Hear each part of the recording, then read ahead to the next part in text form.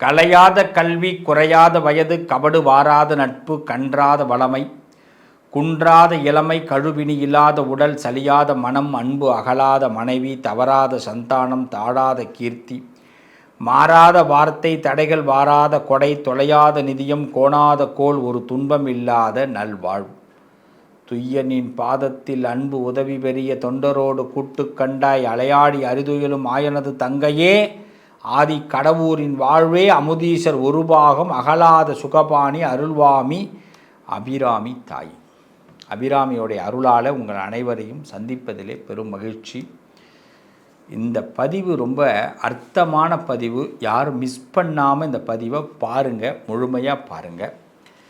இதோடைய நோக்கம் என்ன அப்படின்னா, இந்த வாழ்க்கையில் நிறைய பேருக்கு நிறைய சாபங்கள் இருக்குது. இந்த சாபங்களை நீங்கினாத்தான் நம்ம வாழ்க்கையில் நல்லதே நடக்கும்.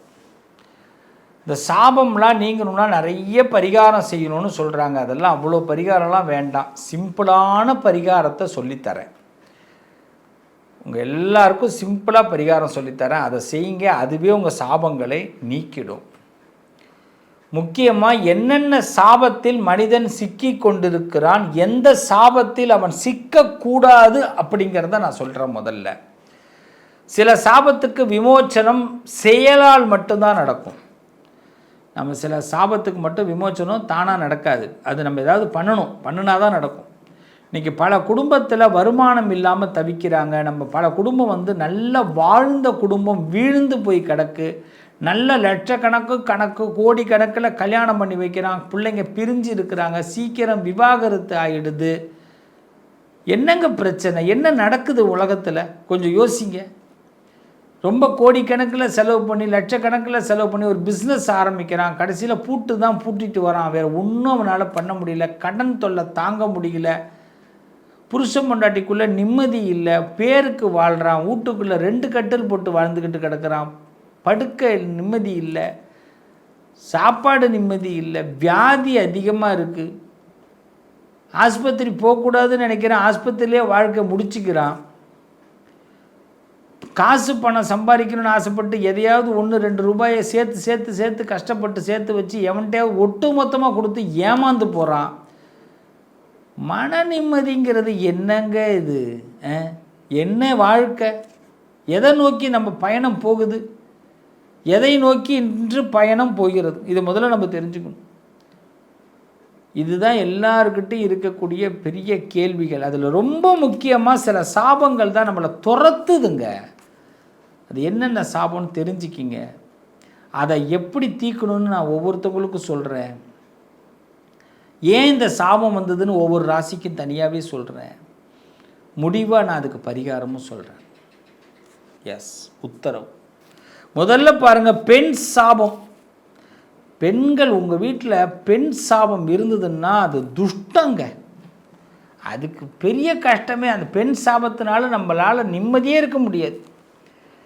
இந்த பெண் அடுத்தது நாகசாபம், சர்ப சாபம்னு சொல்லுவாங்க.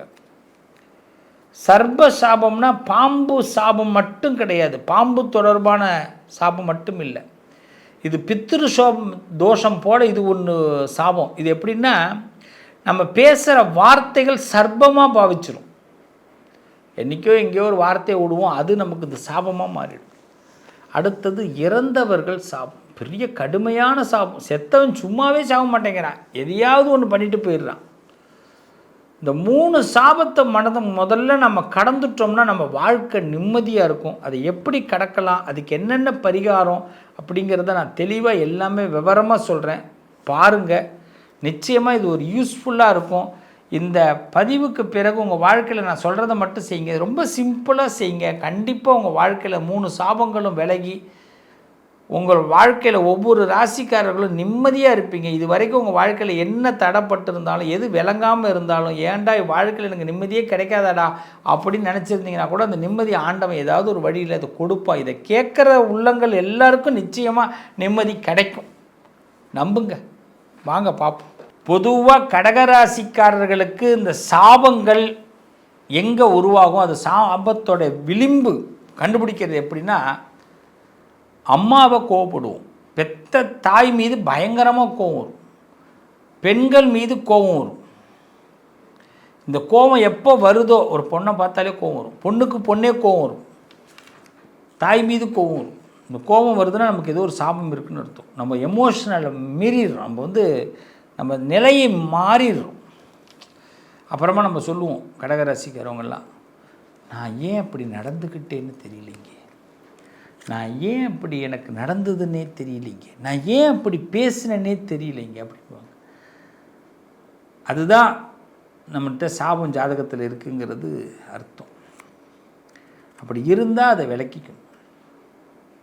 அதுக்கு என்ன வழின்னு சொல்கிறேன்.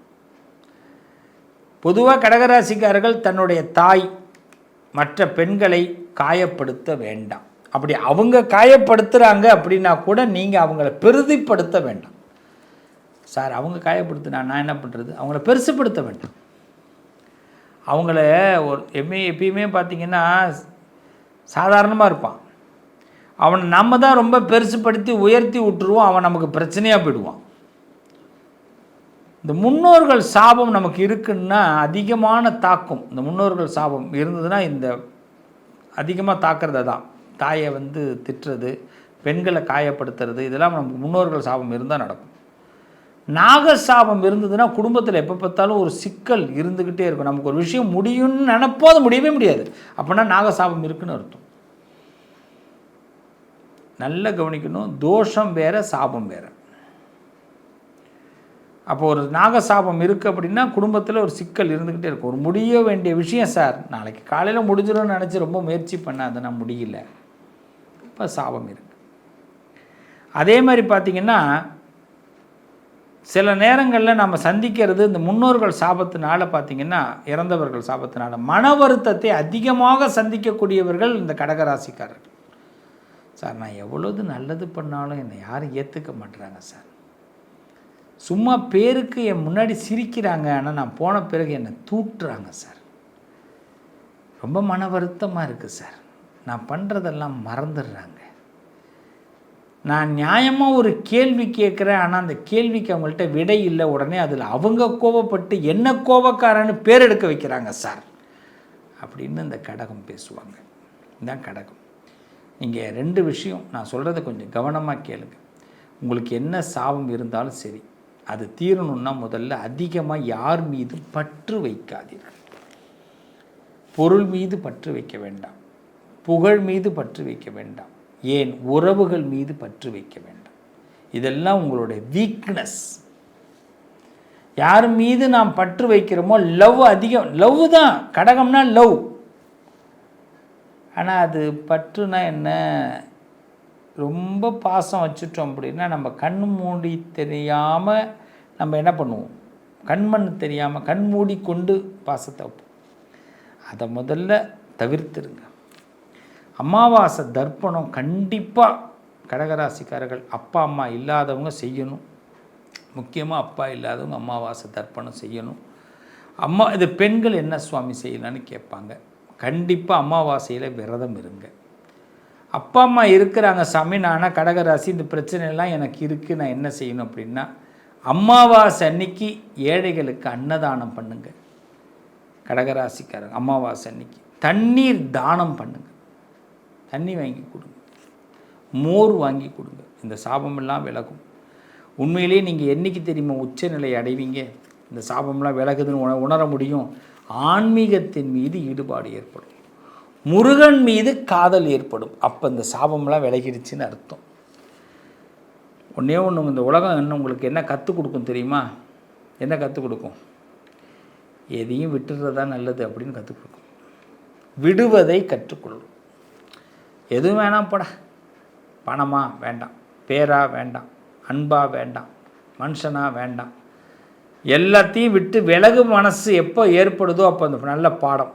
உங்களுடைய வாழ்க்கையில் மன வலிமை தான் உங்களுடைய மூலாதாரம். மூலதனமே மன வலிமை தான். இந்த மன வலிமை எப்போ ஏற்படுது? என்ன பாடத்தை கற்றுக்கும்போது? எல்லாத்தையும் விட்டு தள்ளும்போது, மனசில் எதையும் ஏற்றிக்காமல் இருக்கும்போது, ஆன்மீகத்தில் வளர்ச்சி ஏற்படும் போது, தண்ணி தானம் பண்ணும்போது, அமாவாசை தர்ப்பணம் பண்ணும்போது, அதிக பற்று இல்லாமல் இருக்கும்போது தான் நம்மளோட வாழ்க்கையில் மாற்றம் ஏற்படுகிறது.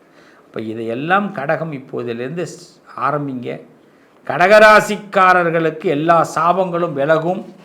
நிச்சயம் இந்த பிறப்பின் ரகசியம் புரியும், நல்லது நடக்கும். இன்னும் நிறைய பரிகாரம் சொல்கிறேன், கேளுங்க. எல்லாரும் ஒவ்வொரு விஷயத்தை பற்றி பேசணும். இப்போ இந்த சாபங்கள் மொத்தமாக நீங்கிறதுக்கு நம்ம எல்லாம் கண்டிப்பாக செய்ய வேண்டிய விஷயம் என்னென்னா, ஒரு பெண் சாபம் நீங்கணுன்னா வீட்டில் தாயாரை மனசில் நினச்சி அவங்கள்ட்ட மன்னிப்பு கேளுங்க, அவ்வளோதான். அம்மாக்கிட்ட மன்னிப்பு கேளுங்க, அப்போ தான் அதாவது மன்னிப்பு கிடச்சிருச்சு தாயார்கிட்டேருந்துன்னா அது பெண் சாபம் நீங்கிடும். லக்ஷ்மி தேவி, அபிராமி, மீனாட்சி, காமாட்சி, அம்பாளை வழிபாடு பண்ணுங்கள். வெள்ளிக்கிழமையில் அம்மன் கோயிலுக்கு போய் ஒரு தீபம் ஏற்றுங்க, பெண் சாபம் விலகும். தினமும் பெண்களை மதித்து நடங்க, ரெஸ்பான்ஸ் கொடுங்க. வீட்டில் வேலை பார்க்குறவங்க, ஏழைகள், இவர்களுக்கெல்லாம் ஏதாவது உணவு கொடுங்க, சேலை தானம் பண்ணுங்கள், பணம் ஏதாவது முடிஞ்சால் கொடுங்க, நல்லது நடக்கும். நாகசாபம் அப்படிங்கிறது ராகு கேது பரிகாரம் செய்யணும். ராகு கேது நவகிரகத்தில் ராகு கேது இருப்பாங்க. சிவன் கோயிலில் போய் பரிகாரம் பண்ணுங்கள். திருப்பாம்புரம், திருநாகேஸ்வரம், காளகஸ்தி, கீழப்பெரும்பள்ளம் இப்படிங்கிற ஊருக்குள்ள ராகு கேது ஸ்தலம் இருக்குது. முடிஞ்சால் போய் எங்கள் தரிசனம் பண்ணிட்டு வாங்க. முடியலைன்னா உங்கள் ஊரில் இருக்கிற சிவாலயத்தில் ராகு கேது இந்த நவகிரகத்தில் இருப்பாங்க, அவங்கள வழிபாடு பண்ணுங்கள், பாலாபிஷேகம் பண்ணுங்கள். நாகப்பஞ்சமின்னு சொல்லுவாங்க, ஒரு நாள் வரும். அந்த நாள் நம்ம தொடர்ந்து நம்ம சேனலில் பாருங்கள், சொல்லித்தரேன். நாகப்பஞ்சமி நாளில் விரதம் இருங்க. இந்த நாகசாபம் இருக்கிறவங்க சர்ப்பசாபம்னு சொல்லுவாங்க. வாய்ப்பு கிடச்சிதுன்னா மரம் நடுதல் ரொம்ப சிறப்பு. இந்த நாகதோஷம் நீங்கிறதுக்கு இதான் நல்ல வழி. ஆமாம், திருநாகேஸ்வரம் இந்த ஸ்தலங்கள்லாம் ரொம்ப அற்புதமான ஸ்தலங்கள், போய் தரிசனம் பண்ணலாம். இந்த இறந்தவர்கள் சாபம் விலகணுன்னா மாதம் அமாவாசை அன்னைக்கு தர்ப்பணம் பண்ணுங்க. ஆண்டுதோறும் திருவாதிரை நட்சத்திரத்தன்னைக்கு சிரார்த்தம் செய்வது நல்லது. ஆமாம், திருவாதிரையில் அந்த திருவாதிரை நட்சத்திரம் இந்த கரிநாள்னு ஒன்று சொல்லுவாங்க. நிறைய பேருக்கு கரிநாள்னு என்னென்னு தெரியாது. கரிநாளில் முன்னோர்களை நினைக்கணும். முன்னோர்கள் டைரெக்டாக நம்மள்கிட்ட பேசுவாங்க. கரிநாளில் முன்னோர்களை நினைக்கிறது நல்லது. காலண்டரில் போட்டிருக்கும் கரிநாள் அப்படின்னு. அன்றைய நாளில் முன்னோர்களை நினைங்க, அப்போ தான் அந்த பித்திரு தோஷமே விலகும். ஏழைகளுக்கு அன்னதானம் பண்ணுங்கள். அன்னதானம் பண்ணுங்கள் நிறையா. காகங்களுக்கு உணவு வைங்க, பித்ரு சாந்தி அது. காசி, ராமேஸ்வரம் போன்ற ஸ்தலங்களுக்கு சென்று சுவாமி வழிபாடு பண்ணுங்கள், நிச்சயமாக நல்லா இருப்பீங்க. ரொம்ப முக்கியம், இந்த 3 சாபங்கள் விலகணும். ஏன் இருக்கிற எல்லா சாபமும் விலகணும்னா இன்னிலிருந்து ஒரு சபதம் எடுக்கிறோம். என்னென்னா, நல்ல மனசு, நல்ல செயல்கள் தான் மிகப்பெரிய காரணம். அதுதான் பரிகாரம். யாருக்கும் துன்பம் கொடுக்காமல் வாழ்வது ரொம்ப முக்கியம். அதே மாதிரி யார்ட்டையாவது தப்பு பண்ணியிருந்தால் மன்னிப்பு கேட்டுடுங்க, மன்னிப்பும் கொடுத்துருங்க. இது ஒரு நல்ல தீர்வு. 5 நிமிஷம் தியானம் பண்ணுங்க. 5 நிமிஷம் டெய்லி மன அமைதிக்காக டெய்லி 5 நிமிஷம் தியானம் பண்ணுங்கள். நமசிவாயா அப்படின்ற மந்திரத்தை ஜபமாக சொல்லுங்கள். பெருமாள் தான் பிடிக்கும்னா நாராயணான்னு சொல்லுங்கள். ரொம்ப பேருக்கு எல்லாருக்கும் உதவி பண்ணுங்கள். இதை மட்டும் செஞ்சுட்டு வாங்க, கண்டிப்பாக இந்த சாபங்கள்லாம் விமோச்சனமாகி உங்கள் வாழ்க்கை தரித்திரம் விலகி நல்லா இருப்பீங்க, நல்லது நடக்கும். உங்கள் அதிர்ஷ்டத்திற்கான தீர்வு: கல்வி, பதவி, யோகம், தொழில் வளர்ச்சி பெருக. ஜாதகம், வாஸ்து, திருமண பொருத்தம் பார்க்கவும், பிரசன்னம் கேட்கவும். Positive line doctor Sivasri Manikanda Sivam. தொடர்பு கொள்ள வேண்டிய வாட்ஸ்அப் எண் 7904137178.